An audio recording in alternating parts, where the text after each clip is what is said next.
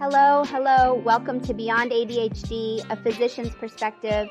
I am Dr. Diana Mercado Marmarash, a dedicated family medicine physician based in the heart of rural Texas. I once saw my ADHD as a hindrance, but now I recognize it as a unique gift that empowers me to be the person I was always meant to be.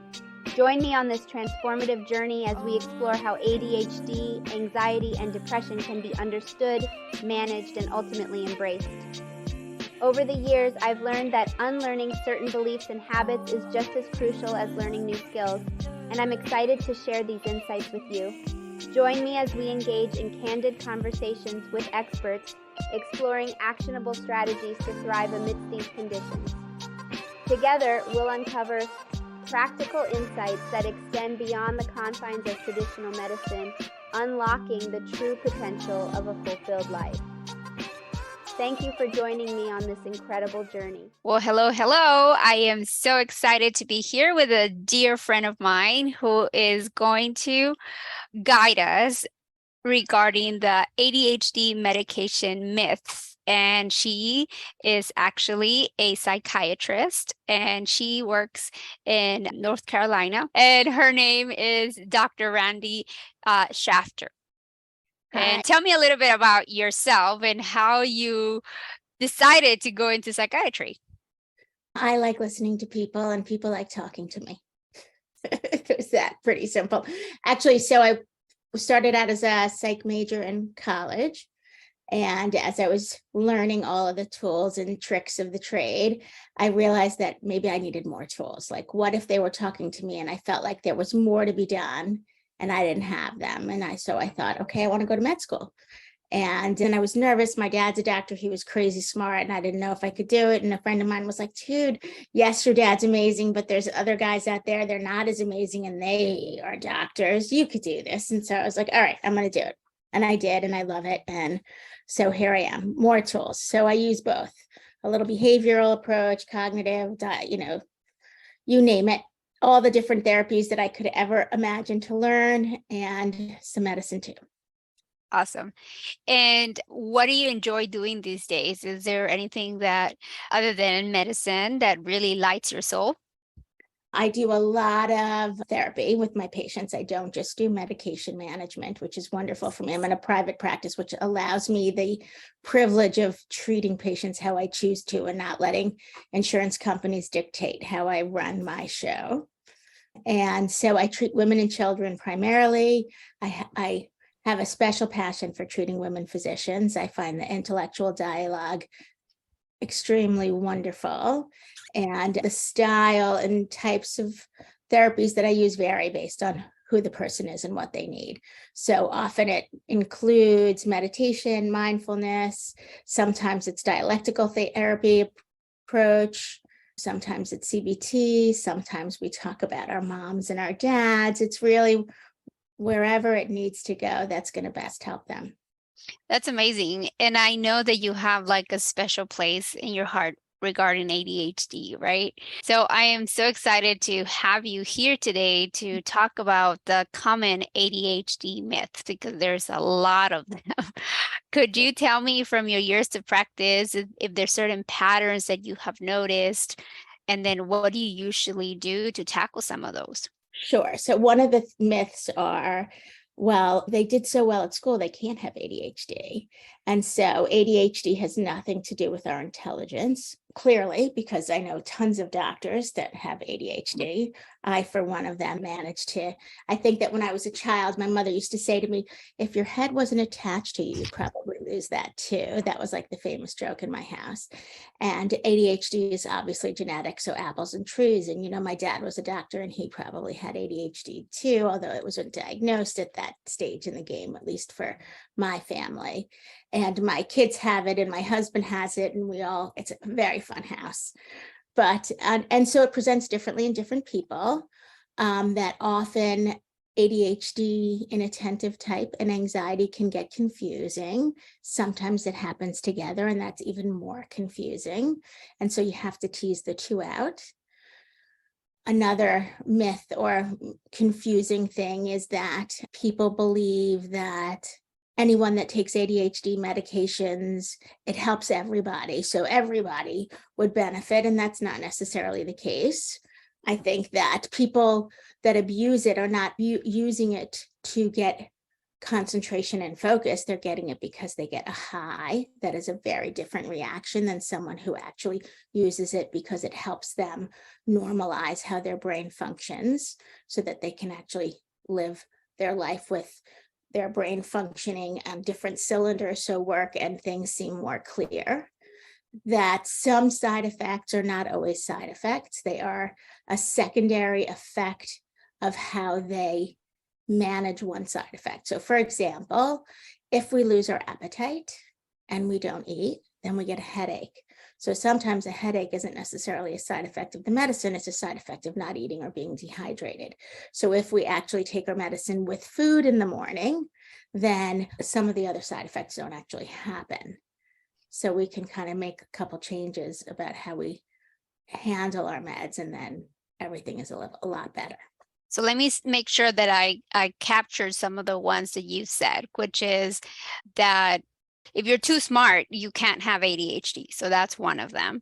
Another one was that everybody is going to abuse the ADHD medication. And then the other one was that a headache might be a side effect of ADHD medication withdrawal or coming off of a medication or just using the medication. But as you just pointed out, it could be that if in the first place you're not drinking enough water and this medication can deplete that, it can not necessarily mean that it's a side effect. And I often have to talk to people about them not wanting to start on meds because they get so afraid that they're going to become addicted to them. They're going to become desensitized to them, and therefore they don't want to take them during the weekends. They only want to take it when they're at work or something like that. And I always tell them, I'm like, well, your family needs you to function all the other times too, especially on the weekends if you're driving different places or trying to complete projects. It could actually be a safety issue. I mean, I wouldn't tell my patients not to take their high blood pressure meds or their diabetes meds or their heart meds on the weekends just because, well, they might become too sensitive to them, right? So sometimes those are the kind of myths that I'm fighting against. Have you noticed that yourself? 100%. It's like this badge of honor that like, I'm tough and I can survive. So there's this concept, there's data to show that people who are young, who have ADHD that are untreated, are actually at a higher risk for substance abuse than those that are medicated appropriately. That without treatment, you become more impulsive and you try to manage your emotions and your behaviors. And so you seek out other things that may not be so healthy. Whereas if you're treated appropriately, then those behaviors are less likely to happen and you're actually safer. Same for the rocky relationships and the breakups and the job that don't last in relationship struggles. If you're medicated appropriately, then that is less likely to be havoc all over. And so the badge of honor is not really a necessary thing. Now, if you're having side effects and you have low appetite and you've tried a whole bunch of different things and you've tried other things to mitigate that, then sometimes having a drug holiday to kind of boost your appetite every so often if you need to grow can be helpful, but that depends, right? So for some people, the issue is if you stop every weekend and then you start on Monday, it's like you're starting over. So actually the side effects can be worse. But if you kept going for a whole month, your body actually might get a little bit used to the side effects and they won't be so bothersome.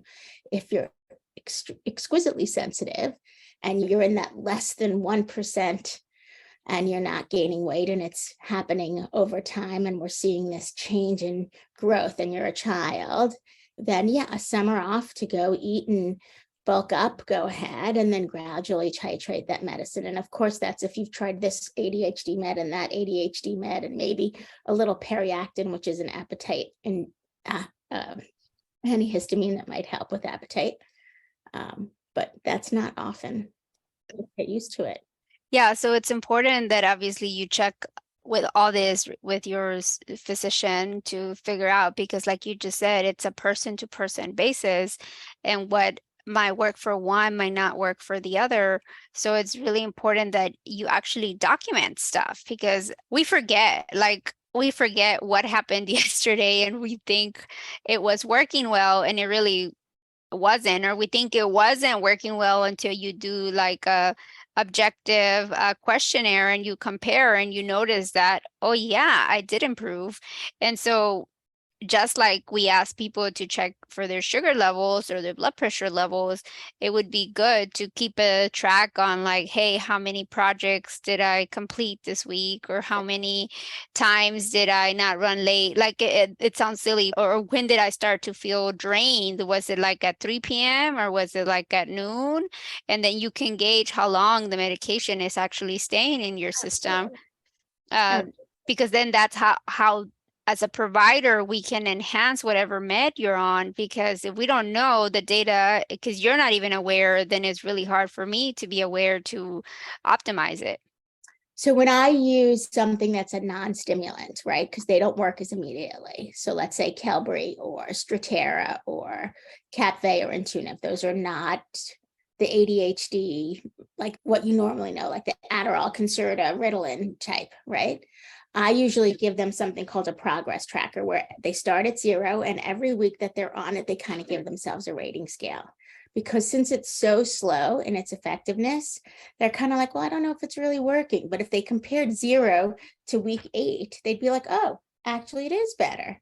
And they realize, but with, a stimulant, if they'd had that first, they like notice 4 hours later, oh, I am doing, this is so different. And so since the other ones are gradual, they're thinking, well, it's not really working, but it's because it's over this span of time. And so sometimes exactly what you're saying, there needs to be this recorded change. And so if it's subtle, it's not as obvious over time, even though they may be helpful. And then, yes, you want to know, when does it stop working as well? When does it, is there like a crash? Some of them have a crash, and then that might not be as appropriate.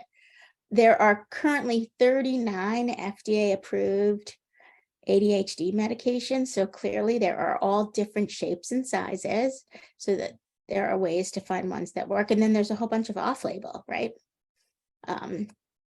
There's all kinds of ways. So have you used any, I know that usually emotional regulation is one of the executive function tools that is not brought up as much. Although, when people think of ADHD, they usually go to impulsivity and they go to like lack of attention, right? But they don't really realize that emotional regulation is something else that is part of ADHD and can easily cause somebody to get into trouble if you pair that with impulsivity and say out loud what maybe you should have had the 2-second delay to think before you speak. Have you noticed any particular meds that can help with that? So you mean a filter?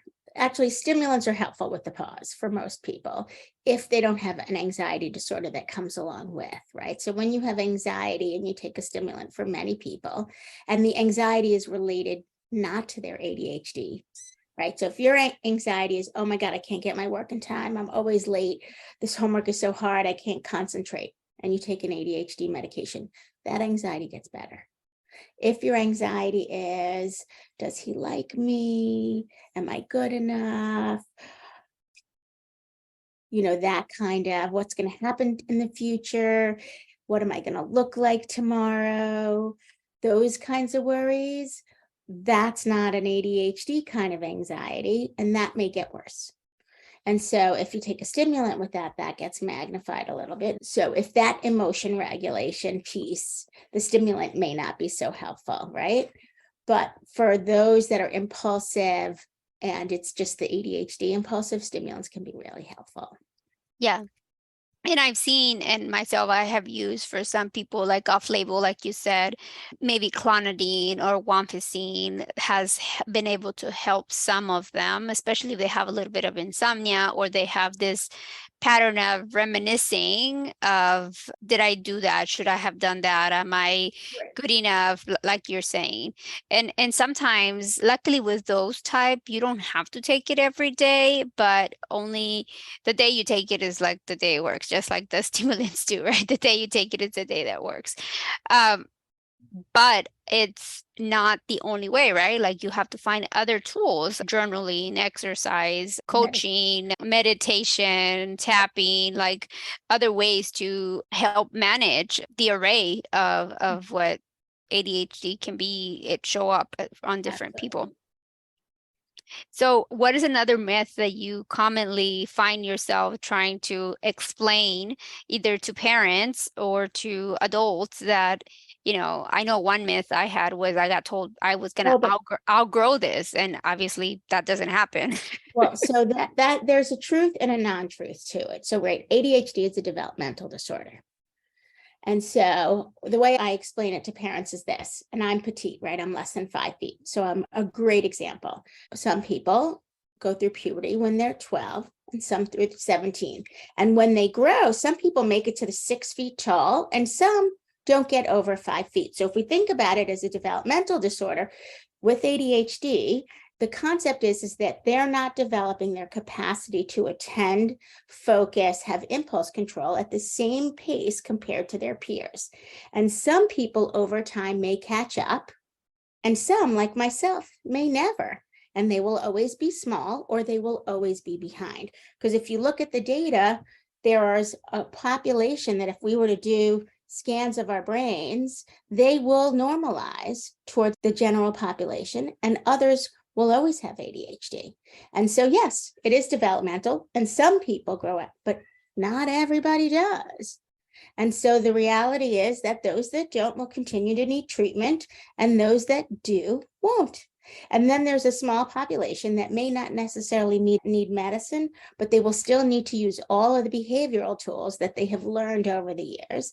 And every so often, they will have a threshold of responsibilities that will exceed the capacity for those tools. And they may, for that period of time, need to use medicine until they've kind of reestablished their norm.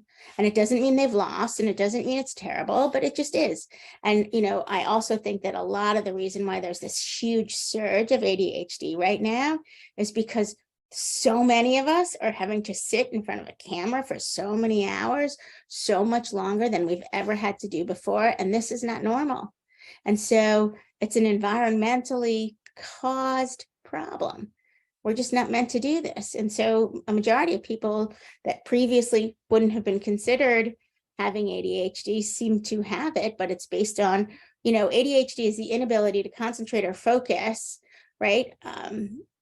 Forgetfulness, distractibility that are causing an impairment in function in work, relationships, and or personal life or play, right? And so if you think about it, if you can't do your work because you can't get it done because it just seems like it's impossible because you can't focus or pay attention, well, if you have to sit in front of a computer for 10 hours and you've never had to do that before, it's exceeding your threshold, right? Well, we've had to do that a lot since COVID.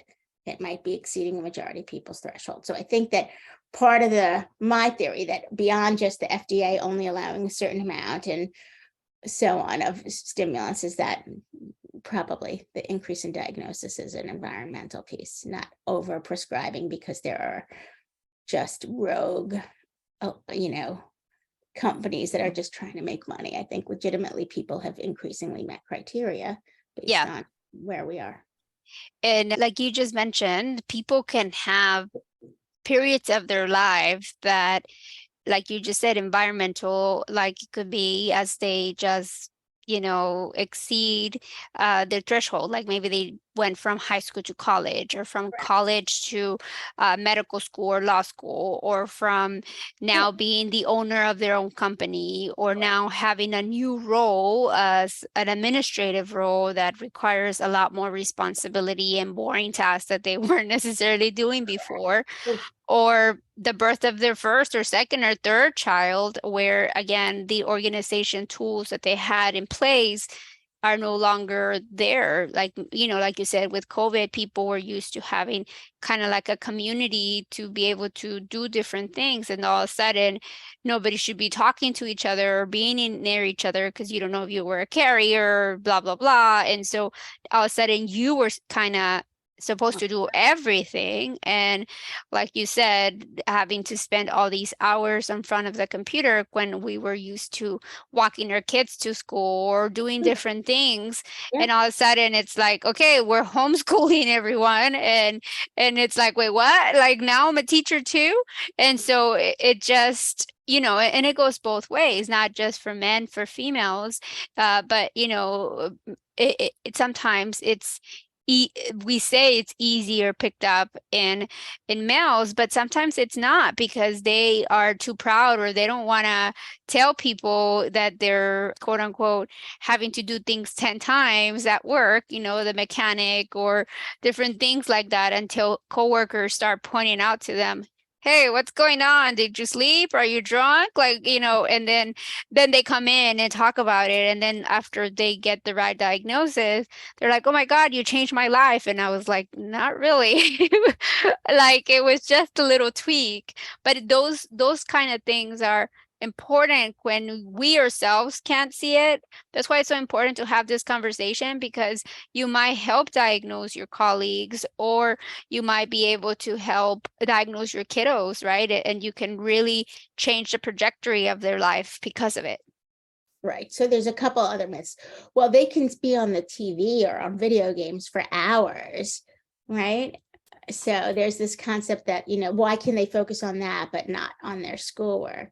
And so then I asked them, well, how well do you focus on the things that you enjoy?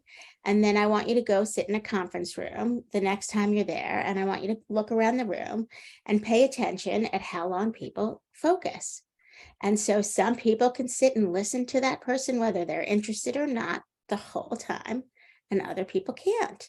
And so it's really the ability to sustain attention, whether you're interested or not, and the ability to sustain attention to uninteresting information. Their threshold with ADHD, not interested at all.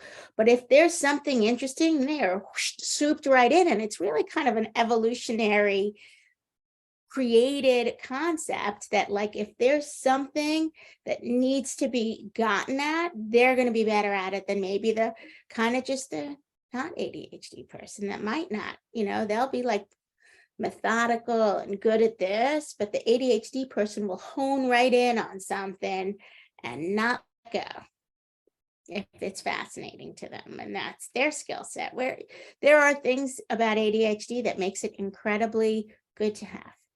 Right. Yeah. Yeah. And because I think that time blindness, when you're in the zone, as they say, time just stands still for you, and your ability to, like you said, focus on something that has grabbed your attention is good, but it can be bad because then you over hyper focus on something that maybe might have taken you a couple of hours. Oh, Saturday, it's 10 hours later and you're still hooked on it because it feels so good as you're learning it.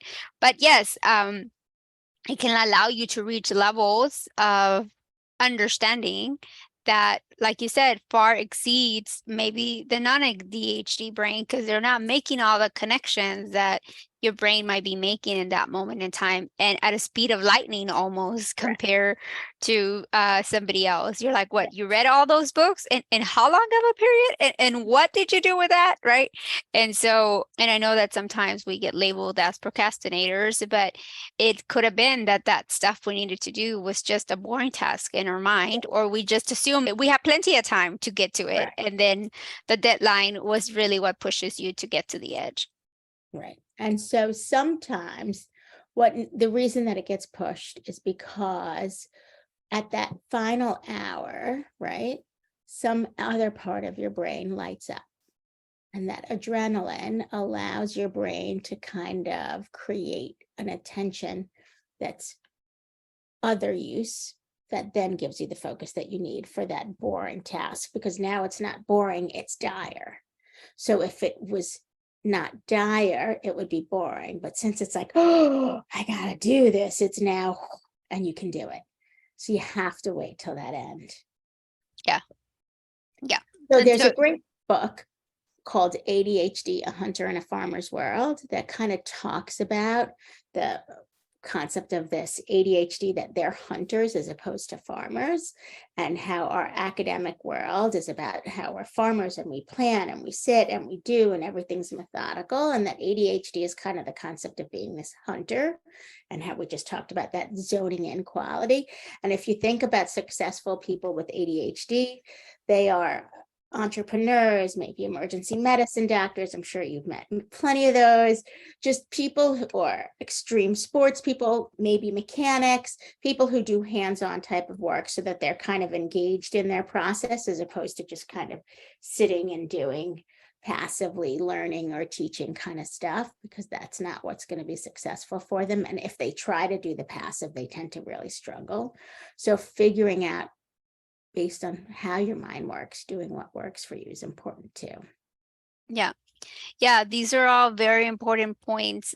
Like you said, realizing what lights you up, what seems fun for you, is really the key.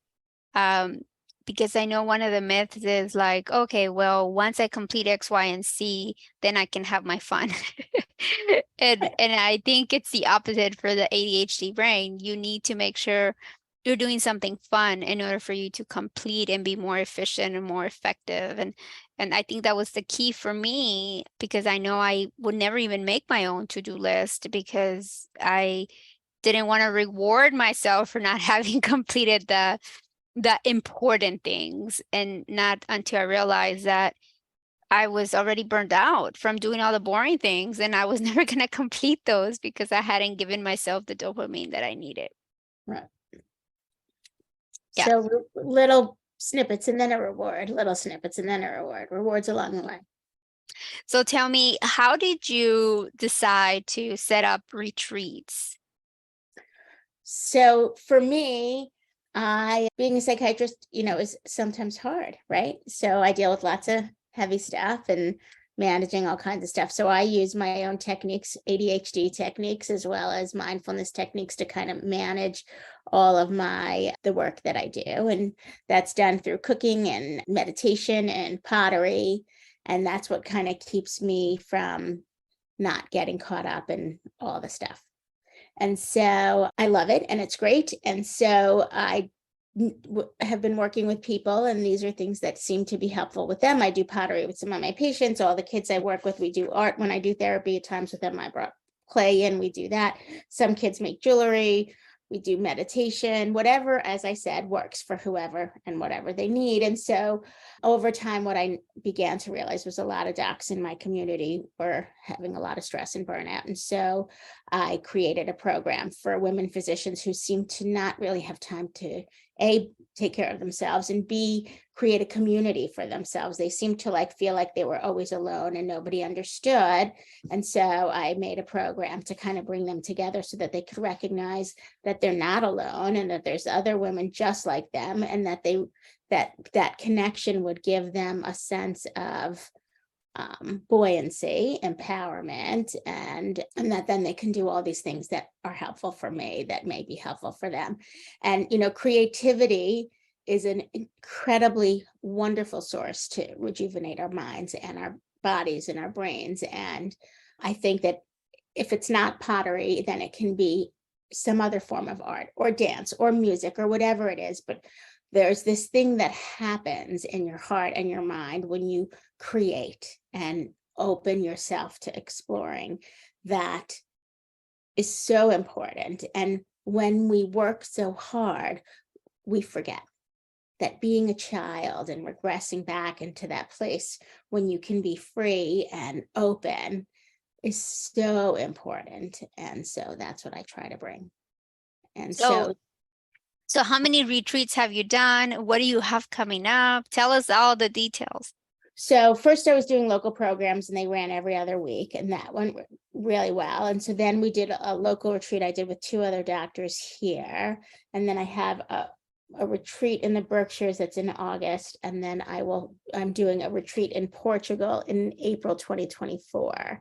And then I have plans I have the pottery studio in Italy, but I need to find a house that I am comfortable enough to use before that place happens. And the same thing, I have there's a place in two potters in Barcelona, husband and wife. They have a studio in Barcelona, and then they have a studio in the mountains. So we would do half in the city of Barcelona and then half in the mountains. And there's this boutique hotel that's under renovation that's in the mountains, so that when that's complete, then we'll do that. And so we'll do both, because I think Barcelona is beautiful, but finding one house to house, 8 to 10 women in Barcelona is difficult. So we would stay in the mountains and kind of go the 30 minutes, and then, it'll be amazing, because then we can do this thing called a Reku fire, where you have this huge fire and you put all the clay inside with the glaze, and then it just comes out and it's like all lit up, and then as it cools, all these different colors and things, and it's amazing. That's great. Yeah. So it's so important, like you said, to remember our playfulness, and to not just remember it, but to embody it, and to allow ourselves, to give ourselves the permission to remember what it was like to have fun, and remember on purpose to enjoy and to choose joy, and to surround yourself with people who have that same willingness to try playfulness. And especially in an environment where you lean on each other and you understand each other, and there's no judgment, but other than just a support. Like, I think community is everything. And I do think that being able to find people who support that dream and who allow wonderful things like this to come to be is key, and allowing us to even dream of doing such a thing is key, because a lot of us are told, well, you're a physician, like you don't need to do that, like why do you need to do that, like that sounds like a lot of work, right? But again, it's not work when it's something that is lighting your soul and making sure that your colleagues are staying in medicine, or not, if they decide not to, that they're just living the life of their dreams, right? 100%. So there's a guy named Richard Louv who describes that like ADHD is actually an environmental deprivation disorder, right? So this concept of not being out in nature, not moving your body, not getting out there, that like if we don't actually, like, I don't know if you've ever met a kid who's like got ants in their pants, but if you let them run around for a little while, they kind of settle down for a bit. And so if we are, one of the treatments for ADHD, not long-term forever, but one of the things to help us settle our minds and our bodies is to move, right? I mean, exercise is therapeutic. Moving is therapeutic. Communicating and engaging people is therapeutic. All of those things are.